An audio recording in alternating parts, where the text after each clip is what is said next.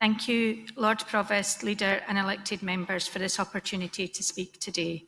We are presenting this deputation on behalf of Edinburgh Women's Aid, Edinburgh's Specialist Domestic Abuse Service. I'm Linda Rogers, CEO of Edinburgh Women's Aid. We exist to support women and children affected by domestic abuse in Edinburgh and have been doing this successfully for more than 50 years. We support more than 2,000 women and more than 250 children each year. Year on year, our services get busier and busier as more and more women and children come forward from support.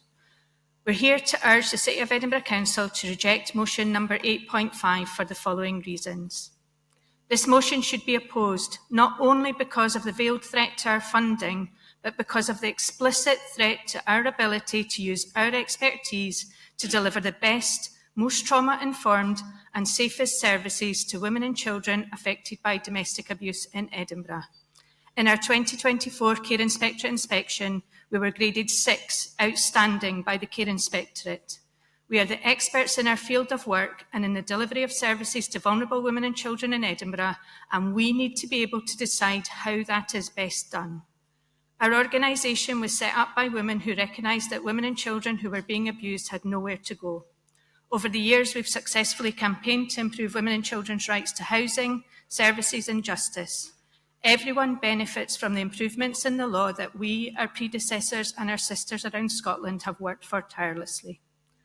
Our long-standing policies, just because they're in the news doesn't mean they're new, are in line with the provisions of the Equality Act and are part of our trauma-informed approach.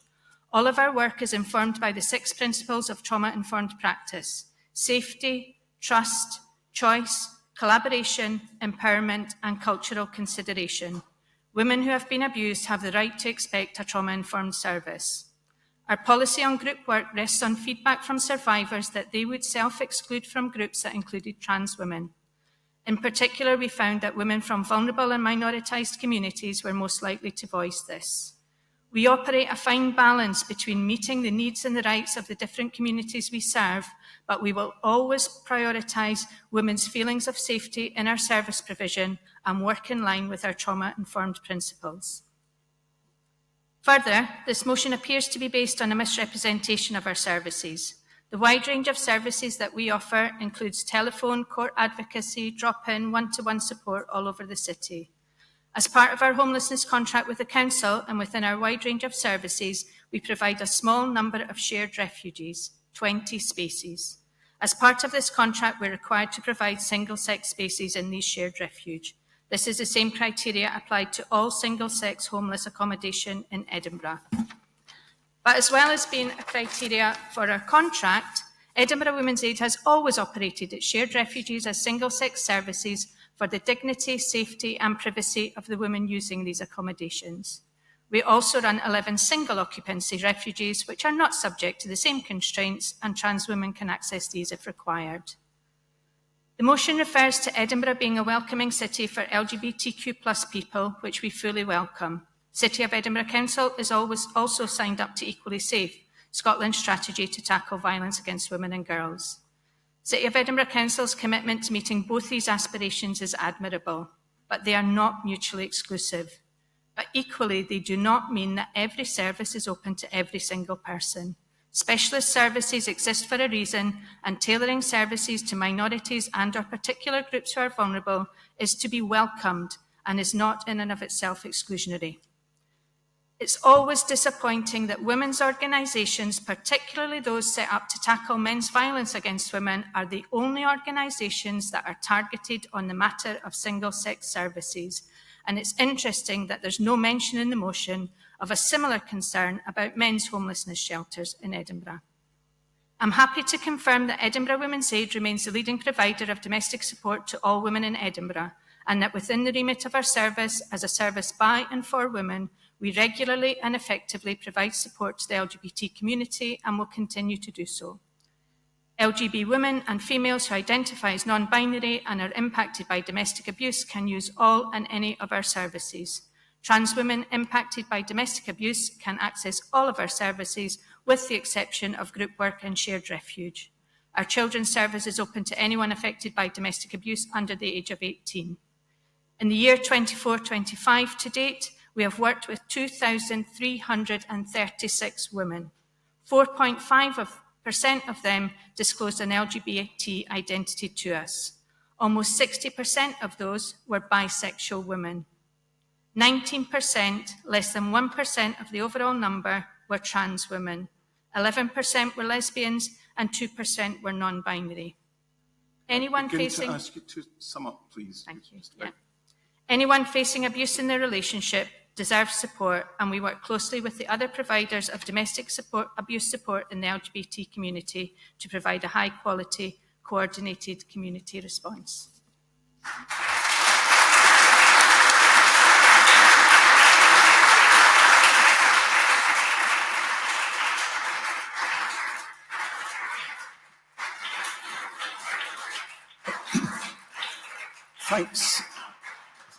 Thanks very much for your deputation. We'll now hear from Equally Safe Edinburgh and look forward to hearing what you have to say. You two have up to 5 minutes to make your case. Thank you, Lord Provost and elected members, for this opportunity to speak today. I'm Leslie Johnston. I'm the Vice Chair. I'm speaking on behalf of the Equally Safe Edinburgh Committee, formerly known as Edinburgh Violence Against Women Partnership.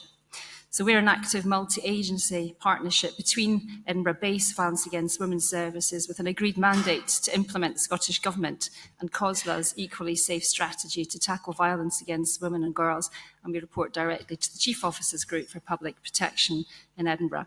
We're here to share our support for Edinburgh Women's Aid and to urge the City of Edinburgh Council to reject motion numbers 8.5 for the following reasons. Edinburgh Women's Aid, as you've eloquently heard, have been an invaluable member and partner service provider of violence against women's services for over 50 years in Edinburgh and have undoubtedly contributed to the improvement of women's safety and wellbeing during that period.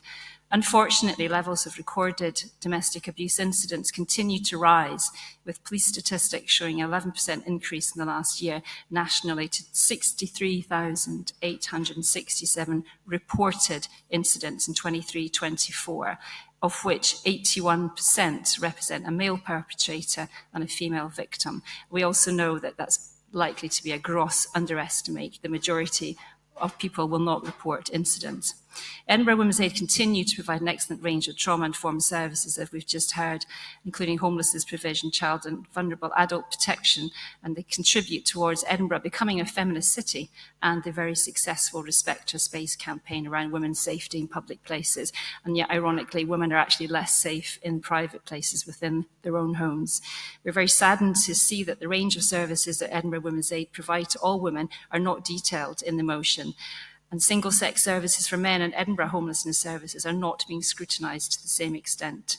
More importantly, such motions around the removal of single-sex provision service for violence against women will have the unintended and direct consequences of alarming vulnerable women in need of such support, potentially leading to female survivors accessing or avoiding accessing help when they and their children most need it.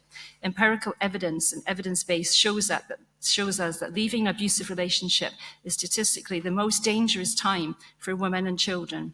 Every week, 2 women are killed every week in the UK by partners and former ex-partners. The same research will also show us that women who leave in a planned and coordinated manner with specialist support and adequate safe refuge provision, such as offered by Women's Aid, actually help save the lives of women and children. The courage, fear and strength to seek help should never be underestimated. A large part of funding for Edinburgh Women's Aid comes from the Council. Council colleagues are responsible for monitoring domestic abuse contracts. They're also members of the same Equally Safe Committee. They have a clear rationale for the contract for refuge provision being delivered on a single-sex basis to support and maintain the dignity, privacy and safety of women who have been affected by trauma over many years. Female survivors have fed back repeatedly that single-sex services are essential in Edinburgh and that many of them would self-exclude from services that were not single-sex, leaving them at higher risk of abuse and ultimately serious harm or worse. The Equalities Act 2010, and I quote, allows services that are single-sex to only accept people of that sex and to refuse access to people of the opposite sex, no matter how they identify, as long as the treatment is objectively justified. Therefore, contracts which invoke single-sex exemptions are acting within the law. The Equally Safe Partnership would like to also highlight that Edinburgh is very committed to being an LGBT inclusive city, but is also committed to being a trauma-informed city. This means being trauma-informed for people with all protected characteristics and the choices to actually access a single-sex or trans inclusion service. Please consider the serious health and safety implications for the increasingly high numbers of women and children affected by coercive, pervasive forms of and controlling and abusive behaviours, and by not further reducing women's choices to live a life free from emotional, physical and sexual abuse. We urge you not to support this motion. Thank you.